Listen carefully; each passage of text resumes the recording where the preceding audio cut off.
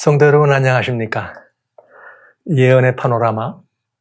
이제 우리는 기독교의 이기고 또 이기라고 하는 복된 하나님의 은혜의 말씀, 은혜의 언약을 살펴보는 좋은 시간을 가지고 있습니다.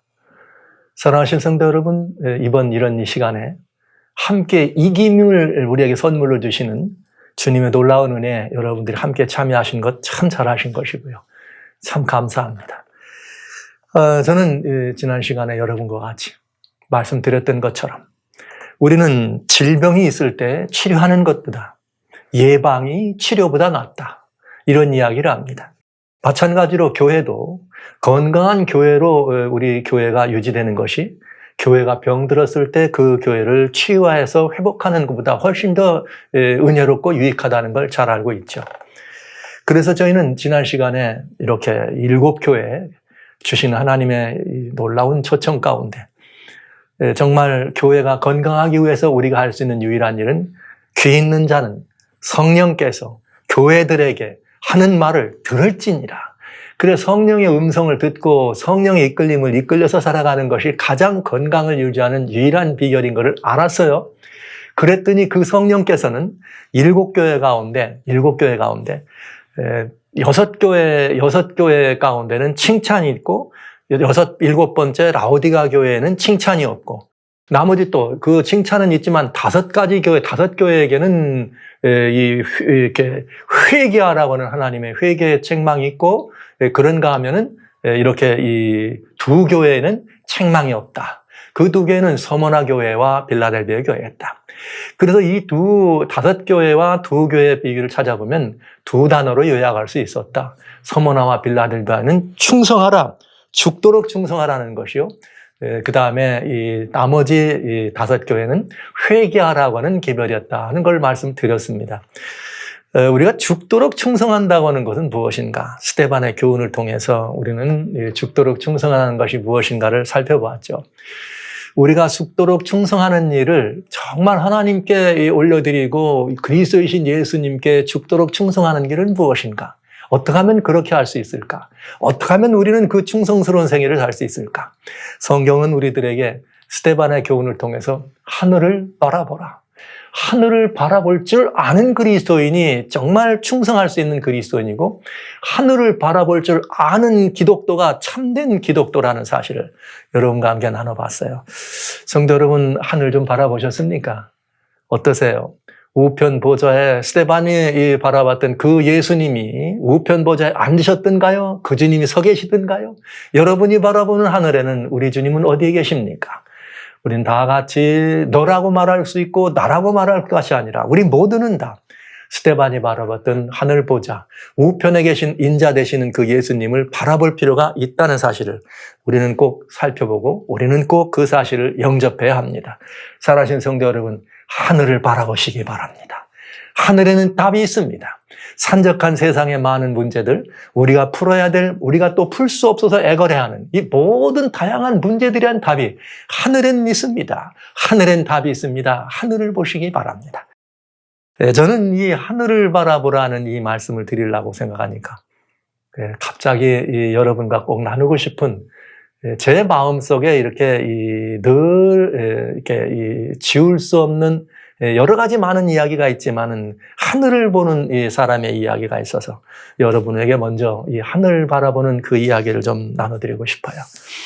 어쩌다 보니까 제가 이렇게 이 조국을 떠나서 미국까지 왔습니다.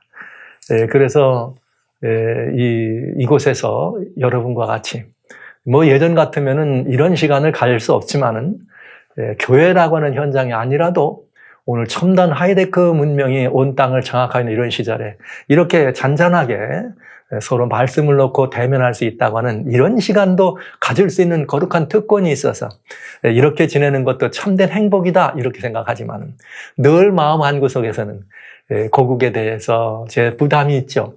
사랑하신 성도님들, 섬기던 교회들, 또 끝까지 주님께로 돌이켜야 될 한국의 대한민국의 우리 사랑스러운 백성들, 이 모든 분들을 주님께로 영접하는 이런 일들은 아마도 제가 여기 있다 할지라도 영원히 내릴 수 없는 짐이요, 부담 가져야 될 사명이요, 제게는 무거운 감당해야, 섬겨야 될 그런 사역이 되겠습니다.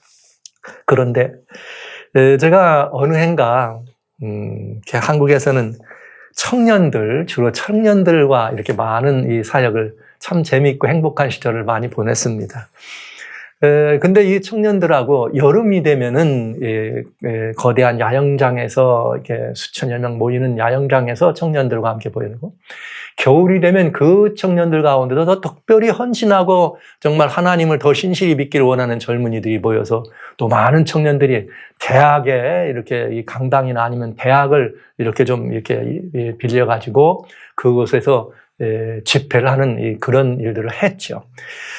그때 어느 해인가 한 젊은이들 이렇게 모이는 또 이 겨울에 아주 추운 겨울이었습니다. 그래서 젊은이들과 같이 저희 모든 이 청년들을 잘 리드하는 이 지도자가 있었고, 또 저는 또 그들과 함께 도와서 말씀을 나누는 그런 말씀을 맡은 그런 사역자로서 말씀을 나누는 시간을 갖는데, 늘 젊은이들과 같이 겨울 동안엔 특별히 그런 행사를 하다 보면 한 60%, 한 70% 정도의 젊은이들은 매년 오는 청년들이에요. 와서 은혜가 되고 와서 뭔가 회심이 있으니까 그 은혜를 맛보기 위해서 또 오는 젊은이들.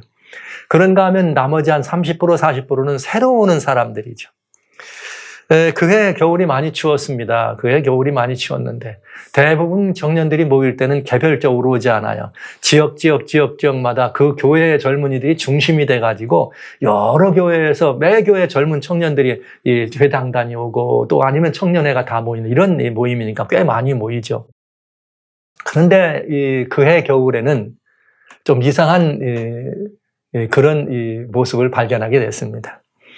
왜냐하면 겨울이다 보니까 청년들이 그렇게 모이는 집회에는 이렇게 되게 건장한 젊은이들이 많이 모이는데, 그 해에는 무슨 일이 있었는가 하면 한 젊은이가 아주 장애가 심한 젊은이였어요. 이렇게 청년들의 등에 업혀가지고 맨 앞자리에 와서 앉는 거예요.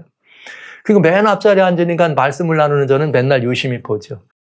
그래서 첫날 저녁에 이렇게 시작하고 말씀을 나누고 말씀을 마치면서 제가 좀 그 젊은이에게 자꾸 마음이 쏘여서 그 젊은이를 좀 앞으로 나오도록 해서 어떻게 여기에 참석하게 됐는지를 좀 묻는 계기가 있었습니다. 그랬더니 혼자 나오질 못해. 간신님은 또 업어서 나와서 얘기를 하는데, 이 청년이 이 언어에도 장애가 있어가지고 단어 하나를 말하려면 굉장히 시간이 걸려요. 저는 이런 정도로 시간이 걸리는. 알고 봤더니 이 젊은이가 이렇게 이 인천의 주안에서 있었던 일입니다. 버스를 탔습니다. 이 장애가 심해가지고 정말 이 양쪽에 목발을 짚고 다니는 청년이었지만은 그래도 하여튼 아주 이 건전한 사고를 가진 청년. 그래서 버스에 올랐는데 갑자기 이 버스 안에서 이 젊은 청년에게 생리적인 현상, 이상한 현상이 발동된 거예요. 그래서 굉장히 힘들어. 이걸 참다 보니까 땀을 빌빌 흘리면서 어떻게 다음 역에 내려야 되는데 어떻게 먼저 일어설 수도 없고 힘든 모습을. 그 한 젊은이가 그 모습을 지켜본 거예요. 보다가 뭐가 도와줄까요? 내가 저기 내려야 되겠어요. 내가 급한 용무가 생겼어요. 그러니까 이 청년이 걱정하지 말라고. 이 젊은이를 이렇게 부축해서 버스에서 내리는 일을 돕다 보니까 그렇게 해가지고는 이 급한 용무를 빠치맞출 수가 없을 것 같아. 그래서 젊은이가 등을 댔습니다. 주안역에서 내렸습니다. 그래서 이 젊은이를 등에 업고 달리기 시작한 거죠. 급한 용무를 위해서. 그런데 그만 한참 아직 그 역전에 있는 그런 이 공중 화장실을 위해서 달리다 보니까 갑자기 덩어리가 뜨뜻해졌네요. 네. 덩어리가 뜨뜻해졌어요. 덩어리가 뜨뜻해짐과 동시에 등에 있는 젊은이가 목청을 놓아서 울기 시작한 것입니다. 엉엉 우는 것입니다. 여러분, 이 장면이 상상되십니까? 거기에 위대한 두 젊은이가 있었습니다. 한 젊은이는 그 덩어리가 뜨뜻할 때 아차! 뭐가 왔구나를 알았지만 그래도 아랑곳 없이 이 젊은이를 데리고 업고 달려가가지고 화장실에 가서 일을 다 정리하게 하고.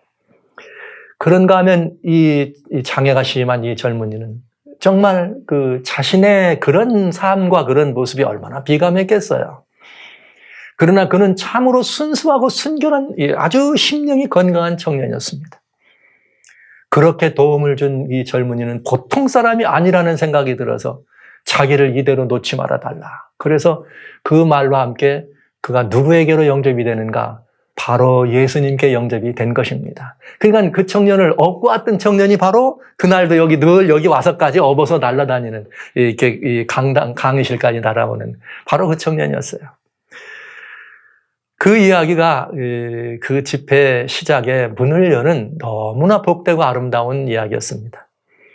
그리고 늘 그 다음 날도 맨 앞에 와서 앉습니다. 가장 먼저 옵니다. 그 다음 날 이렇게 이 하루 종일 그런 시간을 갖고 그 다음 날이죠. 그러니까 집회로 말하면 세 번째 날.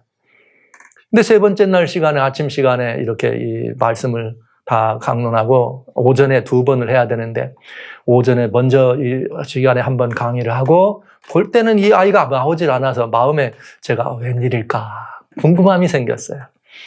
그래서 다른 청년들이 다 이제 강의 시간 좀 쉬어라 쉬고 또 분임 토의도 하고 또 자기들 나름대로 찬양도 하는 그런 좋은 시간 갖는 동안에 제가 조용히 올라가서 기숙사를 돌아가 보게 됐습니다. 기숙사에 들어가니까 이게 이상한 소리가 들려요. 흐느끼며 우는 것인지 아니면 무슨 신음소리인지 아니면 무슨 괴성인지 모를 그런 소리를 이게 막 크게 정말 꽉 울리는 정도로 그렇게 큰 소리가 나서 깜짝 놀라서 이게 누가 이렇게 힘들게 힘들어서 그러나. 그래서 제가 조용히 그 기숙사 문에 들어가서 그 방문을 열게 됐습니다. 그래서 제가 방문을 딱 열으니까 그만 소리가 딱 끝쳐지면서 손에서 뭘 내려놓는데 손에는 찬송이 들려져 있었습니다. 그래서 거긴 누가 있었는가? 바로 그 장애가 심한 동규가 거기 있었습니다. 제가 이름을 얘기해도 괜찮겠네요. 인천 주안 지역에 사는. 이 동규라고 하는 이 친구가 거기 있었어요. 그래서 제가 오늘 어디 아파? 아프지 않대요. 아침에 안 올라와서 안 내려와서 궁금하고 염려돼서 와봤다. 동규 괜찮나? 그랬더니 예 목사님 하나 하는데도 한참 시간이 걸려요.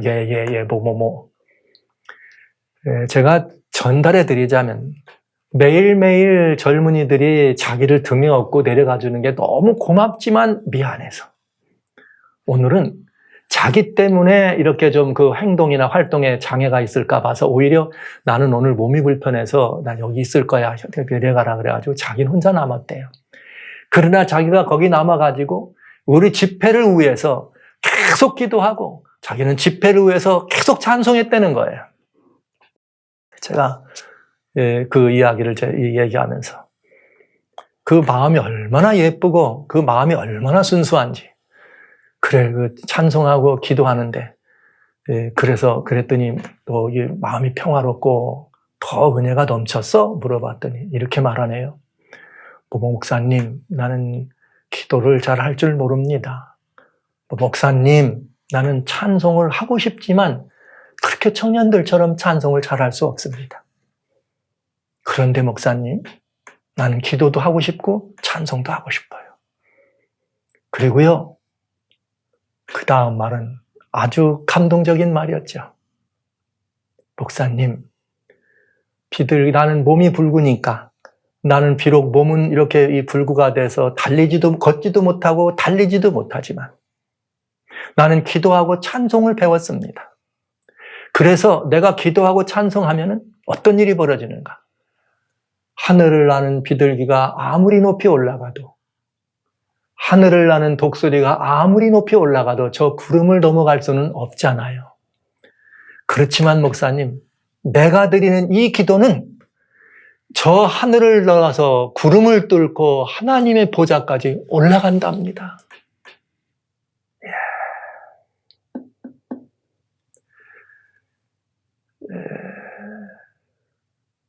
오랜 시간에 걸쳐서 제게 이 말을 간증하는 그 동규의 간증소리를 들으면서 제가 참 가슴이 울컥했네요. 그 말을 하는 동규도 이렇게 목을 다 제게 그 말을 하면서 표현을 다 못해서 울먹이고 그 말을 듣는 저도 그 아이를 부둥켜 안고 주여. 그러다가 제가 그 아이에게 이런 부탁을 했습니다. 동규야, 부탁이 하나 있다. 이번 이 모임에서는 아무래도 내가 준비한 말씀보다 더 성령께서 이끄시는 말씀을 잘 전할 것 같다. 내려가자. 목사님 무슨 말씀이에요? 제가 어떻게 그랬는데 아니라 종교를 얻었습니다. 얻고 지하실에 내려가서 강당에 들어갔습니다. 그리고 단에 세웠습니다. 저는 그렇게 하느님의 보좌를 바라보는 동교, 몸은 부자유스럽고 말은 어눌했지만은, 그가 날마다 하나님 보좌를 바라보면서 그 영혼이 하늘을 향해 치솟아 올라가는 그 동교가 말씀을 가졌다고 목사라고 얘기하는 저보다 훨씬 더 훌륭한 기독도였습니다. 더 저보다 능력 있는 이 하나님의 증인이었다는 사실을 솔직히 인정합니다. 그래서 그 동교를 앞에 세워놓고 아까 위에서 한 얘기를 꼭 그대로 한 번만 더 해두고 말을 어눌하고 몸이 불편하기 때문에 사람들 앞에 나서는 것이 이 젊은이에게 썩 달가운 이야기는 아닙니다. 그러나 제가 간곡히 부탁을 했더니 목사님 단에 섰습니다.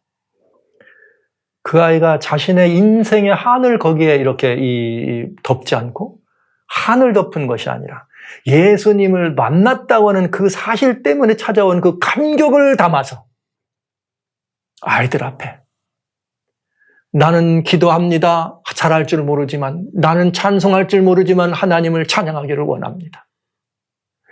저 공중을 나는 비둘기는 아무리 높이 올라가도 저 공중을 나는 독수리가 아무리 높이 올라가도 저 구름 위를 올라갈 수는 없습니다. 그러나 나는 내가 드려지는 이 기도로 이 찬송은 저 구름을 뚫고 높이 높이 올라가서 우리 하나님 앉아 계신 보좌에까지 올라갑니다. 나는 그 하나님이 좋습니다.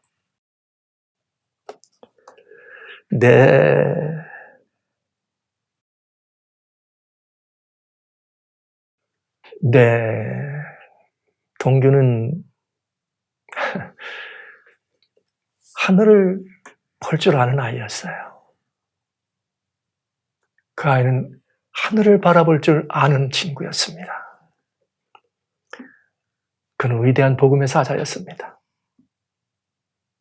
목사가 그저 10번에 걸쳐서 준비한 강의록보다 더듬거리며 아이들 앞에서 얘기한 그 한 줄의 간증이 훨씬 더 파워풀하고 우리의 심령을 꿰뚫는 주님의 음성의 대변이었습니다. 잊을 수 없는 이 동계 이 시절을 보내면서 동교와의 관계가 그렇게 시작됐지요.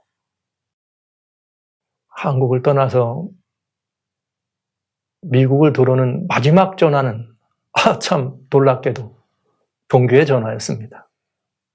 목사님, 왜 나를 버리고 가시려 그래요? 저는 동교의 전화를 받을 때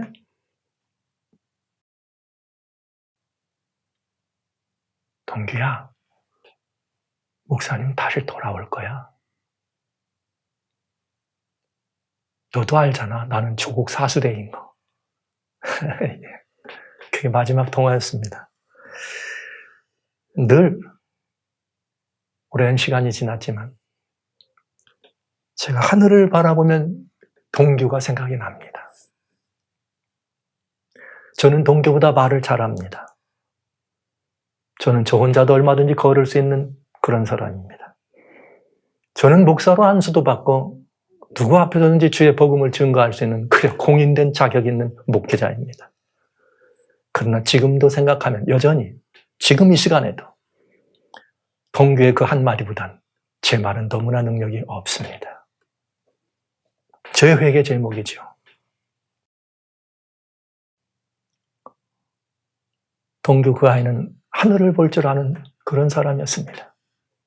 사랑하신 성도 여러분, 우리는 우리가 어떤 처지에 있는가? 그것이 환난인가? 그것이 핍박인가? 아니면 억울한 압제인가? 아니면 조롱인가? 아니면 모욕인가? 신앙으로 인한 다양한 여러 가지 종류의 핍박인가?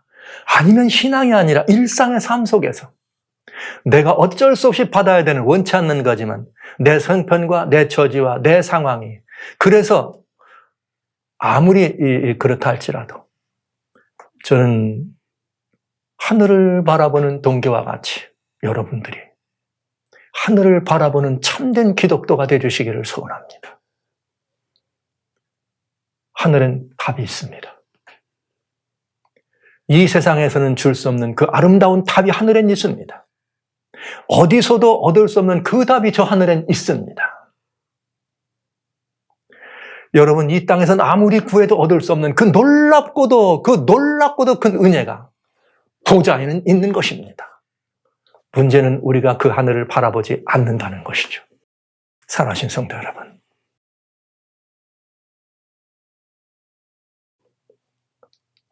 여러분을 하나님의 말씀을 들고 여러분 앞에 서 있는 이 목사의 어떤 말보다 하늘 한 번 바라보는 여러분들의 진실된 하늘을 향한 여러분들의 심령의 아름은 훨씬 더 능력 있고 아름답고 복된 증언입니다. 전 지금까지 만나본 많은 하나님의 훌륭한 증인들을 보았지만 동교 그 젊은이는 정말 훌륭한 하나님의 증인이었습니다. 저도 그 동교 좀 많이 본받으려고 많이 애써봤어요. 사랑하신 성도 여러분, 하늘을 바라보시기 바랍니다. 스데반만 바라볼 하늘이 아닙니다. 우리도 바라봐야 합니다. 즐거우면 즐거워서 바라보시고 힘들면 힘들어서 바라보시고 아프면 아파서 바라보고 기쁘면 기뻐서 바라보고 네. 삶이 무겁고 무거운 짐을 지고 힘들어 죽겠어서 하늘을 한번 바라보고 네. 거기 스데반이 바라봤던 우리 주님이 우편 보좌에 서서 여러분을 돌보기 위하여 여러분을 향해 달려오기 위하여 서 계신 주님을 보는 것이 기독도, 참 기독도의 훌륭한 신앙이며 우리 하나님의 기독교가 살아날 유일한 길입니다. 이것이 죽도록 충성하는 사람들의 이야기입니다. 하늘을 보는 것이요. 병든 교회를 회복하는 주님의 두 번째 길은 물론 죽도록 충성은 병든 교회는 아니었어요. 성령의 음성을 듣고 살아가는 건강한 교회죠. 여기 5번에 걸쳐서 5교회에게 에베소 2장, 계시록 2장 5절에 에베소 교회야 너희가 어디서 떨어진지를 생각하고 어떡하라? 돌이켜 회개하라. 회개하라. 그렇지 않으면 내가 촛대를 내게서 옮기겠다. 무서운 이야기죠. 에베소 교회에 촛대를 옮기겠다고. 뭘 잃어버렸기 때문에? 첫사랑을 잃어버렸으니까. 그러니까 첫사랑을 잃어버리면 이 말은 무슨 말이에요? 눈을 딴 데로 돌렸다는 얘기잖아요. 내가 눈을 딴 데로 돌렸다. 누구에게서? 주님에게서. 그렇게 좋던 주님, 그렇게 주님이 아니면 안 되겠다던 그들이. 우리는 신앙 주변에서 그런 분들을 많이 봅니다. 한때 정말 맹렬했던 기라성 같은 신앙 하던 분들이 한때 그래 하다가 나중에는 신앙이 식고 또 식어서 저리 멀리 이렇게 그야말로 멀리 떠나간 분들을 많이 보잖아요. 주님은 말씀하십니다. 돌이켜 회개하라. 그러지 않으면 내가 촛대를 옮기겠다. 오늘 우리 교회가 어떤가? 저는 이것이 제일 저의 마음을 부담되게 하고 근심케 하는 일인 것입니다. 여기 에베소 2장 16절에는 버가모 교회를 향하여 주님 말씀하십니다. 버가모 교회에게 회개하라. 회개하라. 네가 회개하지 않으면 내가 직접 내 입에 말로 검으로 저들과 싸우리라. 버가모 시대가 뭐 하는 시대라 그랬어요? 진리를 타협하는 시대라 그랬잖아요. 진리를 타협하는 사람들에게 뭐가 약입니까? 진리가 약이죠. 그러니 주님의 내 입에 검이란 말은 주님의 말씀이 뭐예요? 성령의 검, 곧 하나님의 말씀 아닙니까? 주님의 말씀은 히브리서 4장 12절에 살았고 운동력이 있어 좌우의 날선 어떤 검보다 날세고 예리하다고 분명히 말씀해요. 온 영과 관절과 골수와 영혼을 쪼개기까지 한다. 그러니까 주님이 말씀을 어떻게 하는 거예요? 타협하는, 진리를 타협하고 진리를 이탈하는 교회를 향하여 타협하지 말라. 내가 이 진리의 말씀으로 싸워 이기겠다. 이런 말씀을 하는 거죠. 회개하라. 어디로 돌아오란 말이에요? 진리로 돌아오래요. 그런가 하면 여기 이 두아디라 교회에게는 여기 2장 21절에 주님 말씀하시길 이렇게 말합니다. 내가 너 회개하라고 하는데 회개하지 않으려고 그런다 그랬어요. 뭐를? 음행을. 타협하고 타락한 교회였죠. 정치와 타협한 그런 시대 교회. 여러분, 우리가 세상과 타협하고 하나님을 떠나고 우상에게 돌아가서 우상과 행음하는 교회를 향한 주님의 명령은 너무나 분명합니다. 회개하라. 그런데 하나님을 그렇게 떠나면 어떤 일이 벌어지는가? 회개하라고 했지만은 여기 21절 이렇게 됐어요. 그 음행을 회개하고자 하지 아니하는도다. 이렇게 되어 있습니다. 성령께서 교회들이 하는 말씀을 우리가 들을 때 이미 마태복음 12장에 31절 32절에 너희가 우리 성령의 이런 모든 이 우리의 깨우침이 있을 때 우리가 성령의 우리 사람의 모든 거에게 다 용서받을 수 있지만 성령을 거역하면 된다 안 된다? 안 된다. 사람이 말이야 인자를 말로 해방할 수도 있다. 그러나 성령을 해방하면 그건 절대 용서함이 없다. 이렇게 돼 있어요. 근데 여기 두아디라 시대의 교회 형편이 어떤 시대인가? 하나님을 떠나서 우상에게 돌아간 이미 다른 신에게 돌아간 우리는 교회 역사 동안에 중세교회가 어떤 일을 했는지를 지금 많이 봤잖아요. 중세교회가 완전 타락해가지고 하나님을 떠나선 교권이 완전히 이렇게 이 하나님 권세를 대변해버린 대신해버린 그런 거예요. 사단의 우위가 있어가지고 하나님 자리에 앉아서 이렇게 하는 그런 타락한 교회. 회개하라. 그러나 그 교회는 그 음행을 회개하려고 하지 않았다. 이렇게 되어 있습니다. 이게 굉장히 큰 문제예요. 회개하려고 하지 않았다. 4대 교회 살았다, 남은 자다, 훌륭한 이름을 가졌습니다. 그러나 여기 요한계시록은 3장 3절에 뭐라고 말했는가 하면 이렇게 말씀합니다. 3장 3절에 그러므로 그 남은 바 여기 주님 앞에서 이렇게 된 것을 하나님 앞에 행위에 온전한 것을 굳게 하는데 하나님 앞에서 행위에 온전한 것을 찾지 못하였느니 그러므로 내가 어떻게 받았으며 어떻게 들었는지를 생각하고 지키어 회개하라. 회복해야 되는 일탈한 진리에서 회복해야 되는 여러분 아시는 것처럼 종교개혁이 1517년 마르틴 루터에 의해서 진행됐을 때에 하나님의 교회가 그 영접하지 않았습니다. 그리고 오히려 반종교개혁을 일으키고 그 반종교개혁의 종교개혁을 무산시키려고 해서 만들어낸 그런 단체가 바로 제수이트, 예수회입니다. 엄청난 음행을 회개하라 그랬더니 회개는 안 하고 뭐 해요? 오히려 그 깨우침으로 돌아오라고 하는 걸 하지 않고 온전하지 않잖아요. 그러나 이 종교개혁도 마찬가지죠. 완전히 이 종교개혁의 역사가 일어나가지고 땅에 여러와 같은 복음의 운동이 일어날 때 종교개혁이 그 완전히 끝까지 개혁하는 데까지 도달하지 못한 것을 우리는 또 보아 알고 있죠. 왜? 다양한 개신교가 탄생했지만 개신교는 개신교대로 점점 회복해가는 과정에 서 있음에도 불구하고 서로 늘 내 것만 오라, 네 건 틀렸어. 내 것만 오라, 네 건 틀렸어.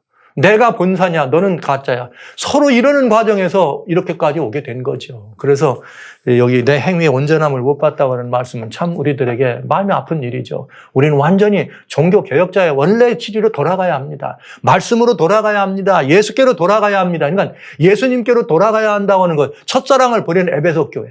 그 다음에 말씀으로 돌아가자는 말은 버가목 교회에게 네가 그렇게 교회하지 않으면 내가 성령이고 하나님의 말씀으로 싸울 거야. 이 돌아가는 얘기 아닙니까?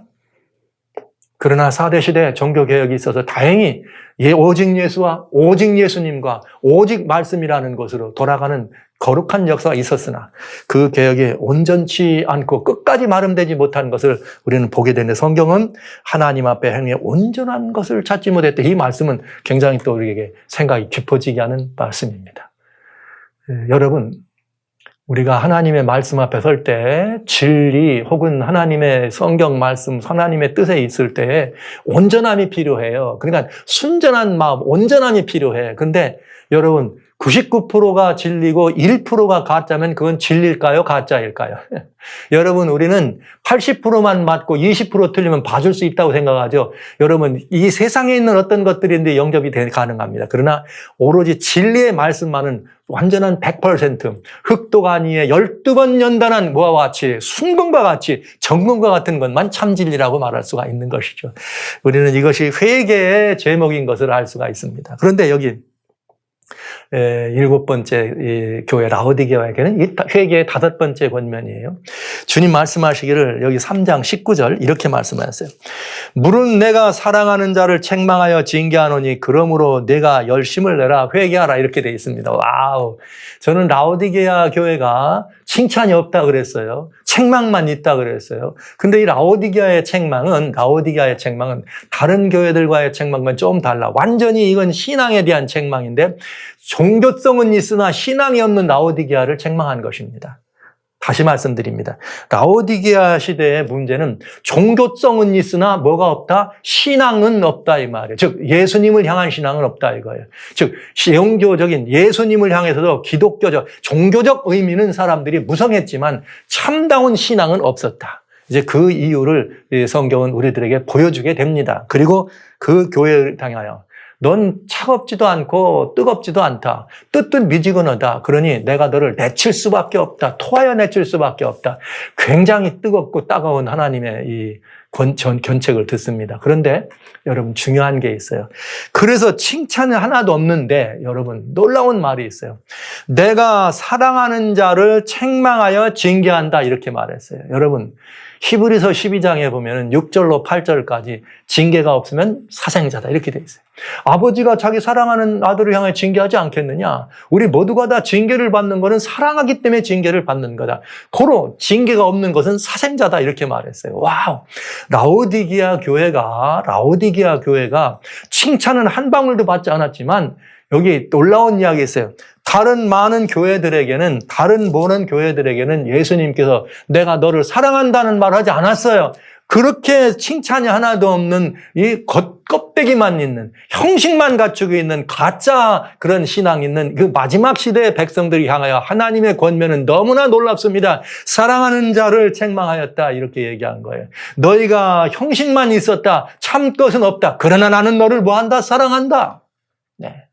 너희가 무성한 행위가 있었다. 그러나 그 행위의 중심 안에 누가 없었다? 예수 그리스도가 안 계셨다. 그러나 나는 너희를 어떻게 한다? 사랑했노라. 너희가 그래서라 되겠나? 너 그렇게 믿어도 되겠나? 너 이 세상에 어떻게 기독교가 그럴 수 있어? 이런 소리를 들을 수밖에 없는 목불인견의 그런 삶을 살았다 할지라도 성경은 우리들에게 말하기를 그러나 나는 너를 어떻게 한다? 사랑한다. 할렐루야. 저는 여기에 희망이 있습니다. 이것이 기독교의 희망입니다. 오늘 우리 교회가 하나님이 그처럼 원해서 음부의 권세를 이기라고 했지만은 만날 오히려 더 타협하고 타락하고 아무런 세상을 계도할 힘과 에너지를 잃었지만 그러나 성경 말씀은 무엇인가? 우리 주님의 말씀은 무엇인가? 지금까지 많은 고난 중에도 풍파 중에도 이 교회를 지켜온 많은 6번째까지의 모든 교회들이 있었습니다. 모든 교회들에게 물론 다 주님께서 뭐라고 얘기해요? 칭찬도 하고 책망도 했지만 그러나 내가 너를 사랑한다는 말은 하지 않았습니다. 그러나 이 마지막 시대의 교회가 다른 많은 교회들보다 더 많이 못 미치고 더 부족하고 더 형편없지만 나는 너를 사랑한다고 말씀하신 것입니다. 이것이 우리들의 희망 아닙니까, 여러분? 희망이 있습니다. 기독교가 이 세상에서 사람들이 말하는 것처럼 기독교가 저래 변했어. 이젠 기독교 이제 지금 그런 말들을 해요. 세상에 나가면 사회학자들이나 미래학자들은 기독교가 이제 다 에너지를 잃어버리고 점점점 기독교는 사람들 떠나갈 거라고 말해. 그래서 그런 정도의 모습으로 기독교가 바닥을 쳤어요. 우리 솔직하게 인정해야 안 됩니까? 교회가 바닥을 쳤습니다. 완전히 바닥을 쳤습니다. 진리도 이탈해버렸지만 회복하려고도 하지 아니하고요. 이 기독교가 하나님이 아니고 예수님이 아니고도 구원이 있다고 얘기하는 그런 정신들이 교회 안에서 가장 인정받고 존귀받는 그런 시대라면 기독교는 완전 병든 거 아닙니까, 여러분? 이게 우리들의 질병 아닙니까? 치명적인 질병. 그런데 그렇게 해서 이렇게 치명적인 질병, 아무런 희망이 없어 보이는 그런 교회를 향하여 하나님께서 뭐라고 하셨는가? 예수님이 내 교회니까 그러나 나는 뭐라 한다? 내 사랑하는 자를 책망한다. 왜 책망해요? 사랑하니까. 징계가 없으면 사생사라. 예, 그러므로 내가 열심을 내라 회개하라. 성경은 우리들에게 이렇게 말씀 주십니다. 사랑하시는 성도 여러분, 회개밖엔 답이 없습니다. 교회가 살 길은 회개하는 길입니다. 기독교가 음부의 권세를 이기는 길은 회개하는 것입니다. 회개가 무엇인가?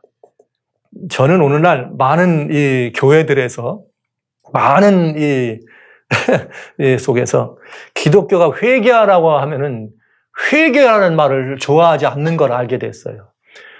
여러 곳에서 회개하세요, 회개하셔. 그러면 아주 듣기 싫어해요.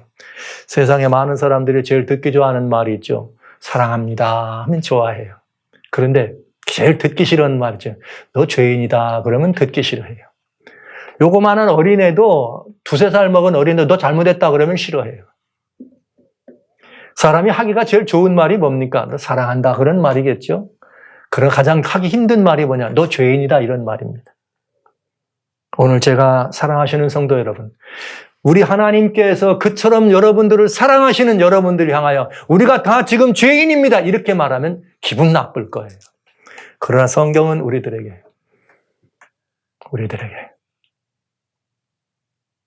하나님을 떠나면 죄인이라고 말합니다. 기독교가 예수님이 안 계시면 그건 가짜입니다. 그러니까 이게 우리들의 형편인 것을 교회가 일러주고 있거든요. 그렇다면 우리는 살 길은 하나뿐입니다. 회개하는 길입니다. 회개밖엔 답이 없습니다. 그런데 왜 회개가 어려운가 봤더니 이유가 있더라고요. 회개가 무엇인지 어떤 분들 그래요. 회개가 뭔지 아세요? 메타노이아. 죄를 슬퍼하고 뭐해서 돌아오는 거다. 이렇게 막 돌이켜 하나님께로 슬퍼하고 돌아가는 거다. 원어를 많이 안다 그래서 그 신앙에 성숙이 있는 것은 아닙니다. 여러분 죄 슬퍼하고 죄에서 돌이켜 봤어요? 그거 잘 되던가요? 회개가 어려운 이유는 저는 그런 교회가 가지고 지금까지 가르치고 보여줘 왔던 그건 잘못된 전형이 아닐까 그런 생각을 해요. 성경에 회개하는 많은 사람들의 이야기가 있걸랑요. 그런데 오늘날 교회 현장에서 회개라고 나오면은 뭐부터 나오면 날 눈물 콧물 흘려야 합니다. 석 달러를 회개하면 이러면 회개 진짜 회개다. 석 달러를 안 하고 한 달쯤 오면 덜 회개한 거지요. 하루쯤 보면 그런 일이 있으면 잠깐 마음에 이 정도면 회개 안 하는 거나 마찬가지죠. 그런 얘기를 계속 듣죠. 뭐 어떤 분들이 와서 간증할 때 나는 말이야 하나님을 막 여기서 막 회개했는데 내가 죄가 너무 써가지고 막 그냥 눈물만 흘리고 뭐 하고 이렇게 했다 그러면 저분 훌륭한 분이다 회개했다. 근데 자기를 돌아보니까 어때요? 난 회개 안 한 것 같지 왜? 난 그런 경험이 없거든. 눈물도 안 나오거든. 근데 난 예수님 또 왔는데 저분들 회개 얘기 들어보면 난 회개 안 한 사람 같거든. 이게 이런 부분들 때문에 회개가 어려워져요. 성경에 하나님께 돌아온 회개한 사람들이 석 달러를 눈물 콧물 흘리고 회개한 사람 그룹 봤습니까? 멀쩡한 남의 여인을 탐내서 그 우리아 대장군 그 충성 우리아를 죽게 한 다윗이 어떻게 회개했어요? 여러분 회개하는데 자기 아들을 그것도 사생자로 죽은 아들을 살려달라고 할 때는 일주일씩 금식했지만 여러분 여기 예수님께서 쓰신 이 길 가운데 선지자 나단이 다윗에게 너 그렇게 하나님께 죄인이라고 할 때 다윗이 눈물 콧물 흘리며 석 달러를 회개했다고 나옵니까? 즉석에서 어떻게 해요? 오라 나는 죄인입니다. 그걸로 끝. 그래도 회개 얘기하면 웃을 조로 쓰시고 나를 정하게 하시고 막 이런 말만 보고 막 그렇게 다윗의 회개를 그렇게 얘기하면서 다윗이 어떻게 회개했습니까? 우리는 그걸 뭐라고 얘기해? 막 그저 막 그냥 막 죽어라고 맨날 눈물 흘리고 콧물 흘리고 막 가슴을 치고 이렇게 했더니 회개. 여러분 그렇게 하나님 앞에 사악한 아합도 그 선지자가 너 그렇게 하면 안 된다고 그 말 듣고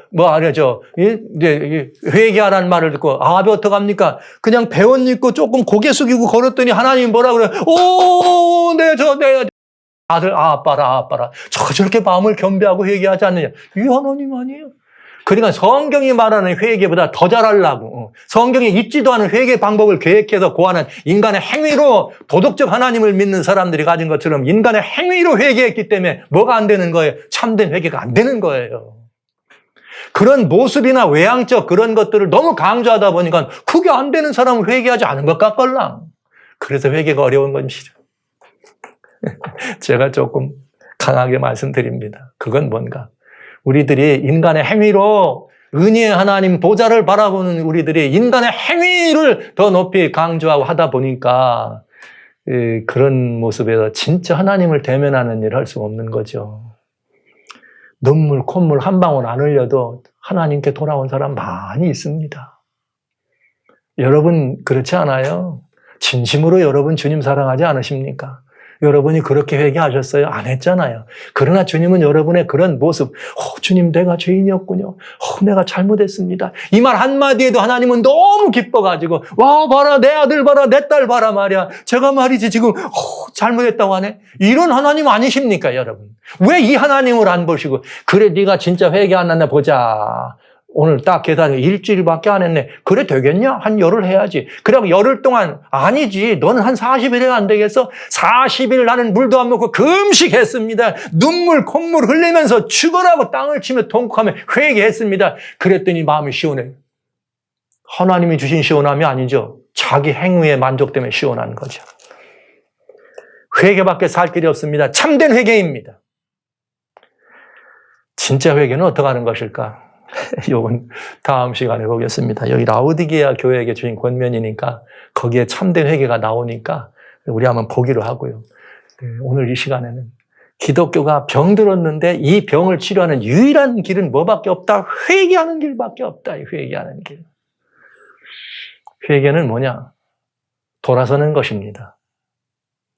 하나님께로 향해 살아가던 내가 하나님을 등졌어요. 회개란 뭐냐? 우는 데 있지 않아. 눈물 흘리고 콧물 흘리는 게 회개가 아니고 이 걸음 가던 게 돌아서서 하나님께로 돌아가는 게 회개예요. 돌아가는 게.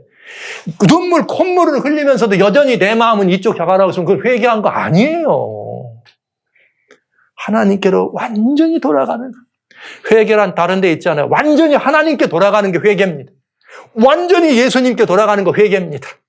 전 이렇게 말씀드리고 싶습니다. 예수님께 완전히 돌아가지 않으면 희망이 없습니다. 이것이 참된 회개임을 여러분에게 천명하면서 기독교요, 회개하십시다. 성령은 교회들에게 분명히 말씀했습니다. 죽도록 충성하라. 또 다른 하나는 회개하라, 회개하라, 회개하라, 회개하라, 회개하라. 5번씩이나 주님은 회개하라고 촉구하셨습니다. 왜냐고요? 내가 너희를 사랑하니까. 이야. 이런 예수님을 한번 생각해 보세요. 그 교회 많은 교회들이 얼마나 많은 주님의 칭찬을 받은 교회들이 다 받았잖아요. 거기다가도 사랑한다는 말 하실 수 있잖아요. 그러나 주님이 애끼셨어요. 무엇 때문에? 마지막 기독교, 최후의 기독교, 마지막 시대를 살아가는 라오디게아 시대의 기독교를 향하여 주님은 그 말을 하겠다 쓰신 것입니다. 가장 못났고 가장 부족하고 가장 하나님께 속상하게 하는 그들이었지만 그들을 향하여 주님께서 마지막 기독교를 향한 최후의 통첩입니다. 내가 너희를 어떻게 한다? 사랑한다. 주님의 이 사랑이 우리를 하나님께로 돌이키게 하시고 주님의 이 사랑이 우리를 예수께로 완전히 우리의 걸음을 돌이키기 위해서 주님을 등지고 살았던 우리들의 모든 삶이 이제는 완전히 180도 주님께로 돌아가서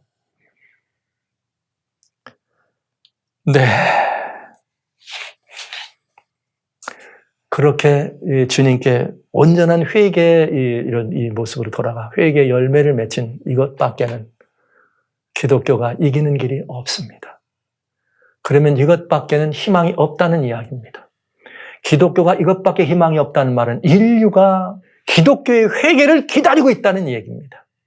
이 세상의 산적한 무너져가는 환경이 문제가 아닙니다. 무너져가는 사회 구조와 질서가 문제가 아닙니다. 진짜 이 사회의 산적한 가장 큰 문제는 교회가, 기독교가 회개하지 않는 것입니다. 사랑하는 성도 여러분, 오늘 좀 주님의 따끔한 권면을 우리가 좀 들었네요. 그러나 이것이 살 길이고 우리가 갈 길이라는 걸 명심하시면서 성도 여러분, 우리가 먼저 완전히 주님께로 돌아가는 회개를 경험하십시다. 그리고 완전히 주님께로 돌아갔을 때 회개의 열매가 어떤지를 우리가 보여주는 삶을 보여주는 참된 기독도로서 그렇게 서지 않으시겠습니까? 기독교여, 회개하라. 살아가시는 참된 기독도여, 회개하시기 바랍니다.